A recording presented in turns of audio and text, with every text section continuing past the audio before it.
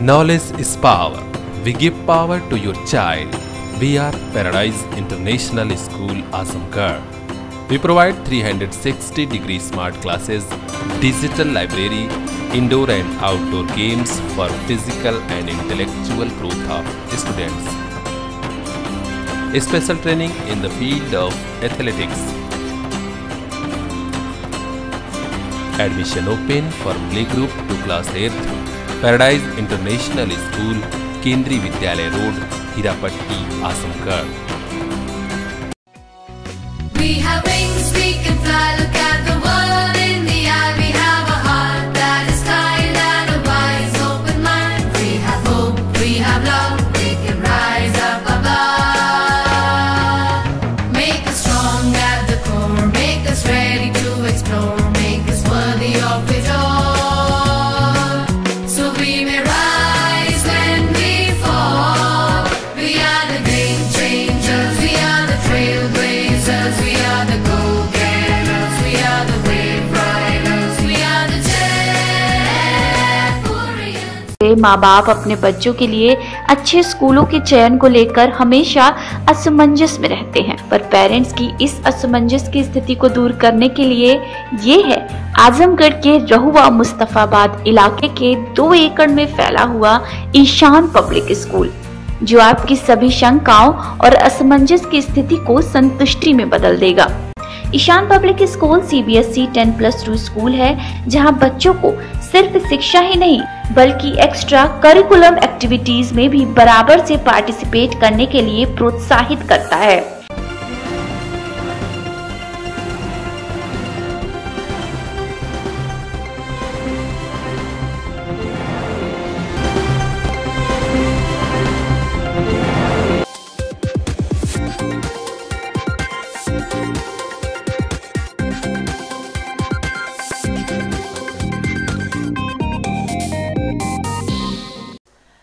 आजमगढ़ की पुलिस ने जिले का मान बढ़ाया है। जी हां, जिले के तेज तर्रार पुलिस अधिकारी SP ग्रामीण नरेंद्र प्रताप सिंह को भारत सरकार का बेस्ट इन्वेस्टिगेशन मेडल मिला है। बेहतरीन इन्वेस्टिगेशन के लिए यूपी पुलिस के 8 अधिकारियों को केंद्रीय गृह मंत्रालय से गृह मंत्री का मेडल मिला है। इनके अलावा अन्य जनपदों से deputy SP Vandana Singh, inspector Mahendra Kumar Verma, inspector Pankaj Mishra, inspector Santosh Kumar Singh, inspector Lekhraj Singh, inspector Vijay Kumar Chaurasia और सब इंस्पेक्टर अनु तोमर को मेडल मिला है। पुलिस अधीक्षक ग्रामीण के सम्मान की खबर से पुलिसकर्मियों में उत्साह की लहर है। पुलिस विभाग के आला अधिकारियों और मातहतों ने नरेंद्र प्रताप सिंह को बधाई देते हुए उनके उज्जवल भविष्य की कामना किया। आपको बता दें कि SP ग्रामीण नरेंद्र प्रताप सिंह ने मई 2017 में आजमगढ़ में कार्यभार ग्रहण किया था। इसके बाद इन्होंने तत्कालीन पुलिस कप्तान अजय साहनी, रविशंकर छवि, बबलू कुमार और वर्तमान SP त्रिवेणी सिंह के साथ बेहतरीन तालमेल बनाकर जिले में क्राइम कंट्रोल में महत्वपूर्ण भूमिका निभाई। जनपद में खूंखार अपराधियों के साथ हुई पुलिस की मुठभेड़ में भी नरेंद्र प्रताप सिंह का रोल महत्वपूर्ण रहा। जिले में घटी बड़ी घटनाओं के खुलासे में तो इन्हें महारत हासिल है। SP ग्रामीण सहित प्रदेश के सभी 8 पुलिस अधिकारियों को जल्द ही कार्यक्रम का आयोजन कर सम्मानित किया जाएगा।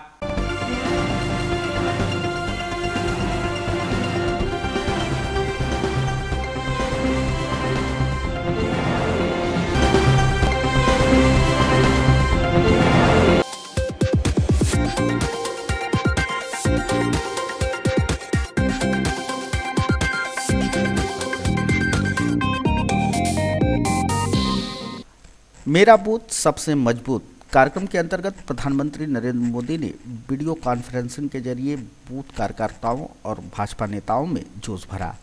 उन्होंने कहा कि बूथ ही हमारा किला है, ये जितना मजबूत होगा हमारी जीत उतनी ही सुनिश्चित होगी। नए भारत का संकल्प सिद्ध होने वाला और इसके लिए आप व्यापक स्तर पर संवाद कर रहे हैं। सरकार की जन कल्याणकारी योजना से लोगों को जोड़ रहे हैं। साथियों, अब अपनी कोशिशों को और विस्तार देना है। क्योंकि अब हमारी परीक्षा की घड़ी आ गई। स्टूडेंट चाहे कितना भी इंटेलिजेंट क्यों ना हो, साल भर उसने पढ़ाई भले ही कितनी भी क्यों हो, परीक्षा के आखिरी दिनों में उसे पूरी शक्ति लगानी ही पड़ती है। आप भारतीय जनता पार्टी के लिए बुद्ध के नायक है और बुद्ध ही हमारा किला है। अगर आपने अपना बुद्ध जीत लिया, बुद्ध के लोगों का दिल जीत लिया, तो संकल्प से सिद्धि की हमारी यात्रा को तेज करने से हमें कोई नहीं रोक सकता। नगर में हरबंसपुर क्षेत्र स्थित मिशन हॉस्पिटल में आयोजित हुए वीडियो कॉन्फ्रेंसिंग के इस कार्यक्रम के दौरान प्रदेश के वन एवं पर्यावरण मंत्री दारा सिंह चौहान मौजूद रहे। इस दौरान पत्रकारों के सवाल के जवाब में उन्होंने कहा कि पुलवामा की घटना से पूरे देश में आक्रोश है। प्रधानमंत्री ने लोगों के मन की बात समझी है। जो जवान शहीद हुए हैं उनके खून के एक एक कतरे का वह बदला लेंगे। ये तो सही है कि जिस तरीके से पुलवामा की घटना हुई और इसको लेकर के जो देश में आम जनता के मन में जो गुस्सा फूटा, ये उनके मन में जो देश के था वही मन की बात को मोदी जी समझे और उन्होंने कहा कि अपने जवान के जो शहीद हुए हैं उनको एक एक खून के कतरे का मैं बदला लूँगा। अब इसके परिणाम स्वरूप आपने देखा कि देश के प्रधानमंत्री ने किसी देश पे अटैक नहीं, बल्कि जो आतंकी जो उनके ठिकाने थे वहाँ पर उन्होंने सर्जिकल स्ट्राइक करके पाकिस्तान को संदेश दिया कि आज देश जो है आज दुनिया की सामरिक क्षेत्र में सबसे शक्तिशाली है, इससे जो टकराएगा वो चूर चूर हो जाएगा। और जहाँ तक हमारे एक पायलट को उनके जो विमान का जो जवाब देने में जो क्रैश हुआ, उसमें हमारा एक पायलट जो है वहाँ पकड़ा गया, गिरने के बाद सीमा के थोड़ी सी अंदर रहने पर पकड़ लिया गया और अंतर्राष्ट्रीय संधि के अनुसार वो पाकिस्तान को उस पर खरोच भी नहीं कर सकता है। वहीं पायलट अभिनंदन के पकड़े जाने के मामले में उन्होंने कहा कि अभिनंदन की सकुशल रिहाई कराई जाएगी। निश्चित रूप से कल आपने देखा होगा कि माननीय अरुण जेटली जी प्रेस कॉन्फ्रेंस में उन्होंने कहा कि जो अंतर्राष्ट्रीय हमारी संधि है उसमें किसी भी पायलट को ऐसे समय में अगर कहीं गिरफ्तार कर दिया गया, कहीं उसके पकड़ा गया है तो उसके खिलाफ या उसके ऊपर किसी तरीका का कोई हमला, कातिलाना हमला नहीं हो सकता है। सुरक्षित रूप से उस देश को वापस किया जाएगा। पाकिस्तान इस प्रकार से ब्लैकमेलिंग की भी कोशिश कर रहा है, तो उस पर क्या हो सकता है? देखिए, शुरू से ही पाकिस्तान जो है ब्लैकमेल करता रहा है और उसका जवाब केवल इस देश में एक ही नेता है जिसका नाम मोदी है, देश के प्रधानमंत्री उस ब्लैकमेल का पूरा पर्दाफाश करेंगे और उसका पूरी की तरह से उसका जवाब देंगे।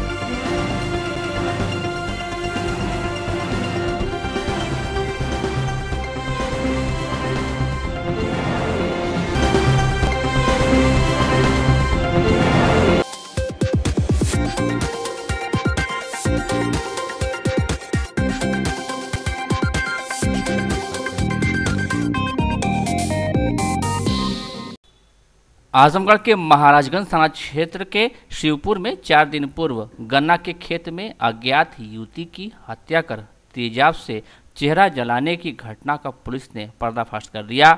घटना में युवती के प्रेमी समेत 2 युवकों को पुलिस ने गिरफ्तार कर लिया है।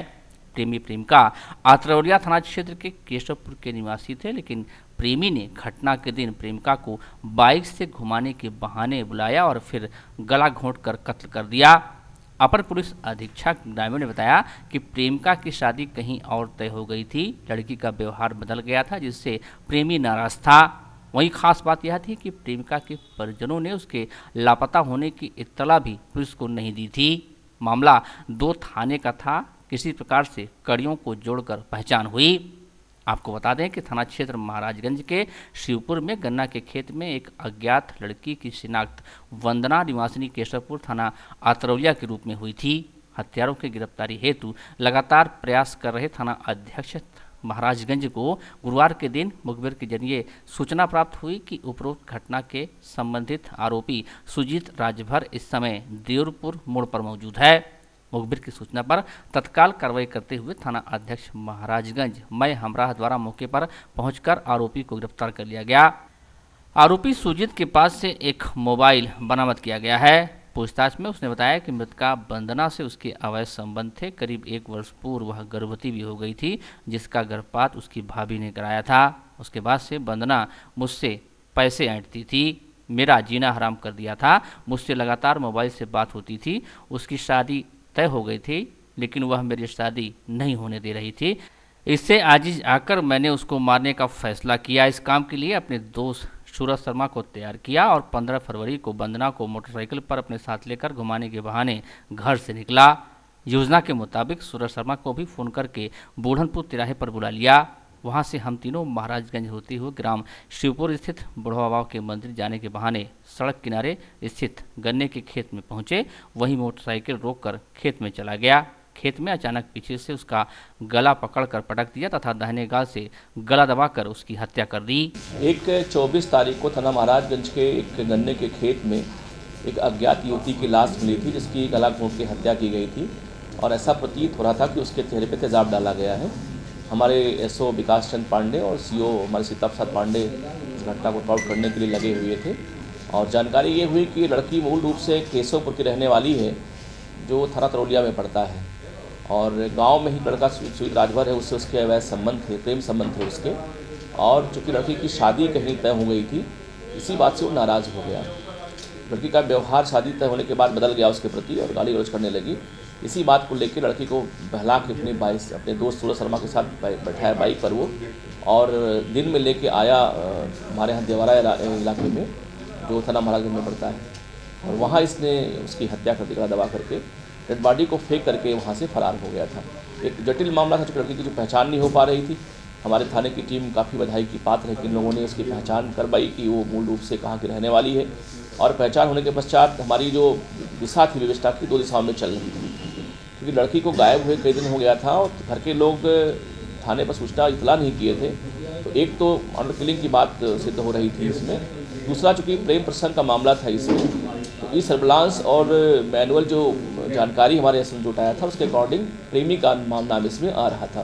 अंततः जो कल की व्यवस्था रात में इन लोगों ने किया उसमें निकल के आया कि चूँकि ये लड़की बहुत गहराई से सूजी से संबंध उसका हो गया था, किंतु घर वाले सारे उसके कहीं और तय कर दिए थे और इससे लड़का नाराज़ हो गया था और इसीलिए उसने इस लड़की की हत्या की।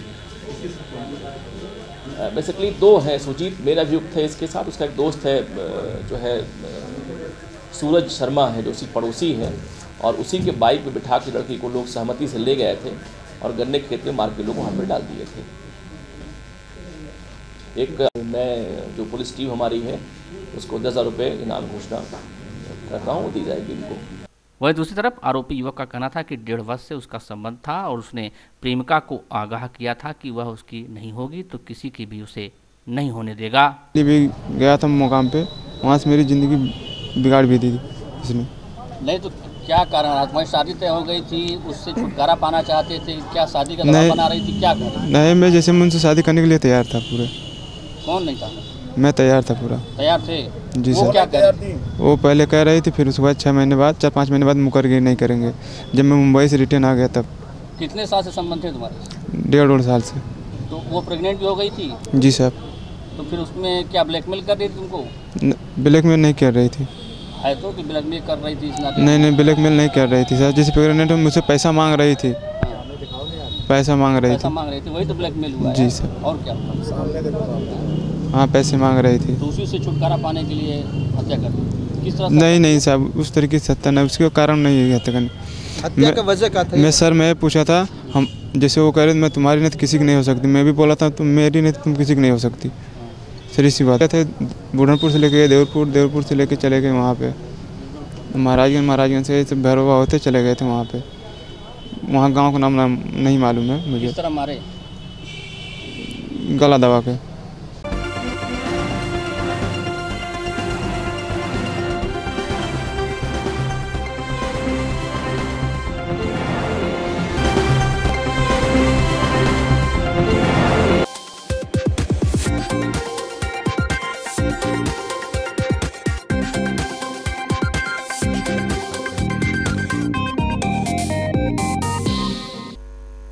वन एवं पर्यावरण मंत्री दारा सिंह चौहान व बीजेपी जिला अध्यक्ष जयनाथ सिंह ने सेहदा में सारस वन विश्राम गृह का मंत्रोच्चार के साथ फीता काटकर लोकार्पण किया। इस अवसर पर वन मंत्री ने बताया कि यह विश्राम गृह जनपद का बहुत ही सुंदर विश्राम गृह है। इसका शिलान्यास 28 अप्रैल 2016 को किया गया था। वन विश्राम गृह की लागत 4,99,94,हजार रुपए है। इस विश्राम गृह में 4 suit, meeting hall, conference room, 4 hall आदि हैं। मंत्री जी ने विश्राम गृह का निरीक्षण भी किया। सारस वन 52 बीघे के क्षेत्र में फैला है। इसमें एक सारस पार्क भी बनाया जाएगा। इस अवसर पर मंत्री जी ने कहा कि प्रदेश में 22 करोड़ पौधे लगाने का लक्ष्य है। अपने जनपद का लक्ष्य पूरा करने के लिए जिले के प्रत्येक व्यक्ति को एक पेड़ लगाना आवश्यक है। इस मौके पर सांसद लालगंज नीलम सोनकर तथा बीजेपी जिला अध्यक्ष जयनाथ सिंह ने भी अपने विचार व्यक्त किए। खूबसूरत गेस्ट हाउस जो समय के अंदर बनके तैयार हुआ है उसका उद्घाटन होगा और मुझे लगता है जहां कमी महसूस होती थी बाहर के आने वाले आपके दोस्त यार अधिकारी कर्मचारियों की, अब आजमगढ़ में इसका कमी महसूस नहीं होगी।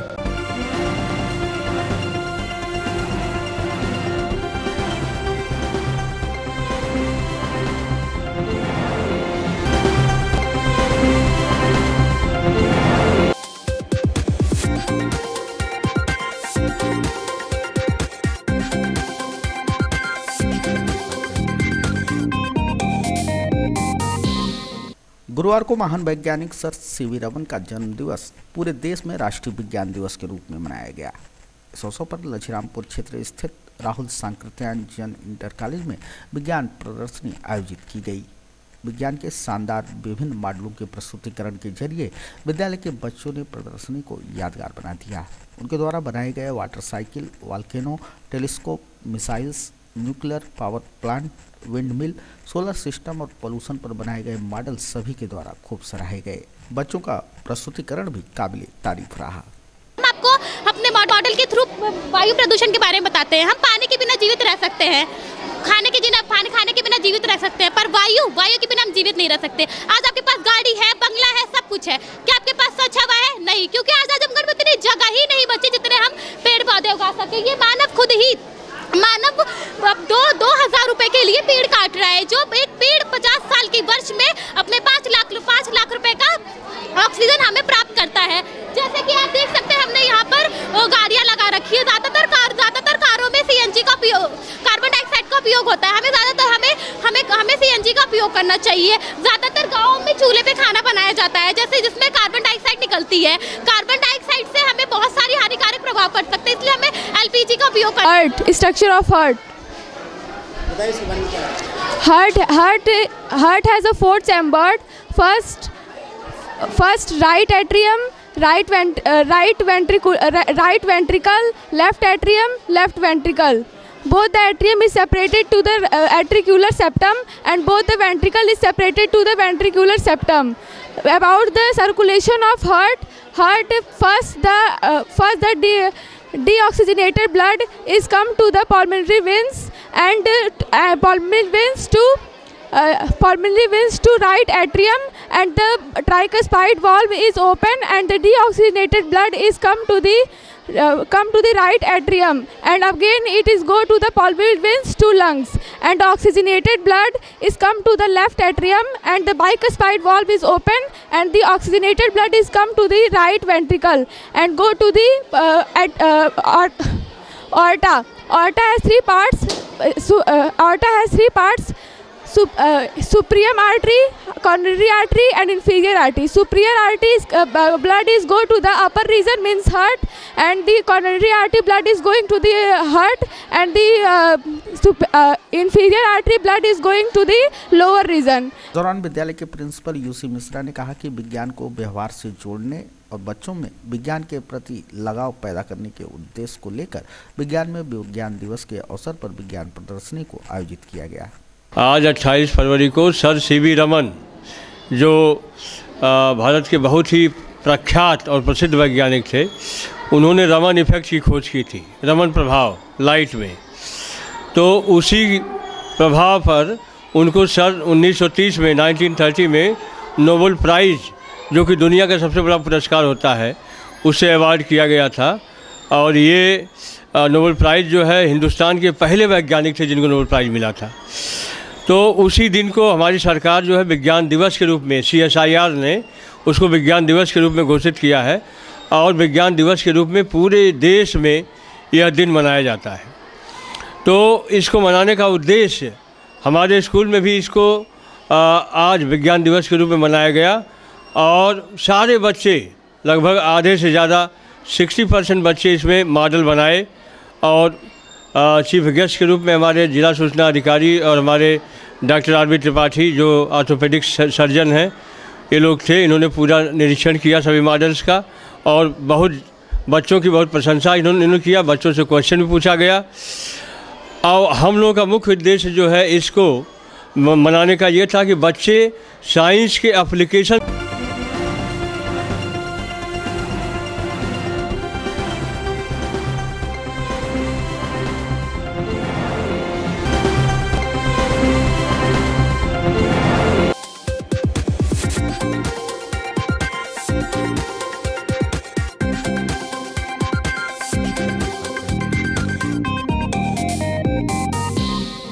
भारतीय सेना की विजय और विंग कमांडर अभिनंदन की वापसी की कामना को लेकर उत्तर प्रदेश अभिभावक महासंघ ने गुरुवार को हवन पूजन किया। रैदुपुर क्षेत्र स्थित श्री दुर्गा मंदिर में किए गए यज्ञ के दौरान हवन में जहां एक तरफ इमरान खान, पाकिस्तान आर्मी, हिना रब्बानी व महबूबा मुफ्ती की आहुति दी गई तो वहीं भारतीय सेना की विजय और पायलट अभिनंदन की वापसी की मंगल कामनाएं।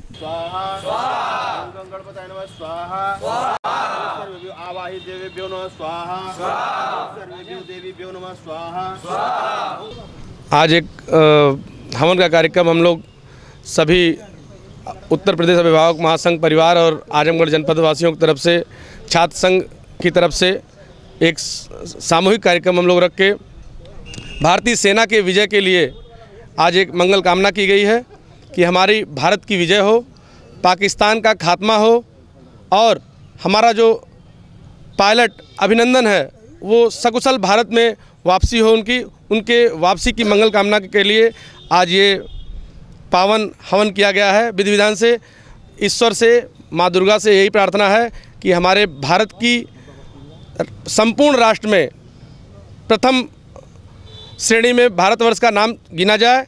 इस मंगल कामना से ये आज हवन किया गया है और हमारे देश का जो वीर सपूत है अभिनंदन उसकी सकुशल वापसी हो। इस